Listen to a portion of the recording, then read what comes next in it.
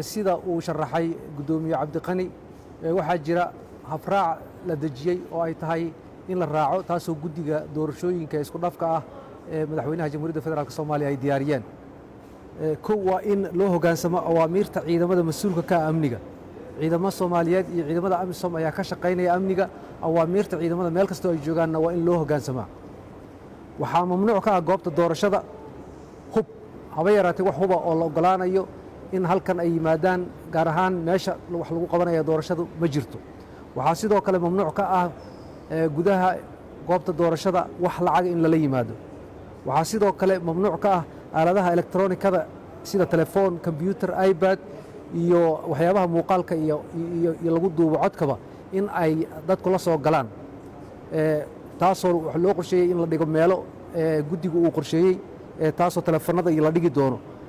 Laakiin qalabka muuqaalka iyo codduubayaasha waxaa loo ogol yahay oo keliya dadka ku shaqada leh sida warbaahinta oo keliya.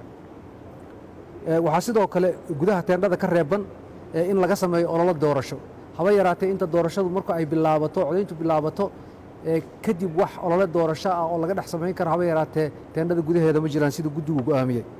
Waxaa goobta doorashada iman kara dadka ay magacyadoodu yaallaan albaabada laga soo galo oo la cadeeyay albaabadu waa 3 albaabada laga soo galo dadka ay magacyadoodu yaallaan oo keliya ayaa waxay soo gaari karaan oo iman karaan goobta waxaanay wadanayaan oo looga baahan yahay aqoonsi sharci ah. Qofka aqoonsi inuu haystaa marka la yiraahdo magaciisa si loo hubiyo waa inuu aqoonsi haystaa.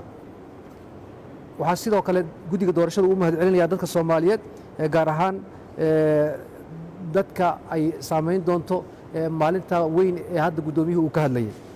Waxaa laga codsanayaa dhammaan hay'adaha dawladda kuwa gaarka loo leeyahay iskuulada iyo maaragtay dhammaan in ay shaqaalahoodu fasaxaan ardaydu la fasaxo maadaama ay tahay maalin markii horeba munaasabad ahayd 15 May maantana ay ku soo beegantay maalintii doorashada.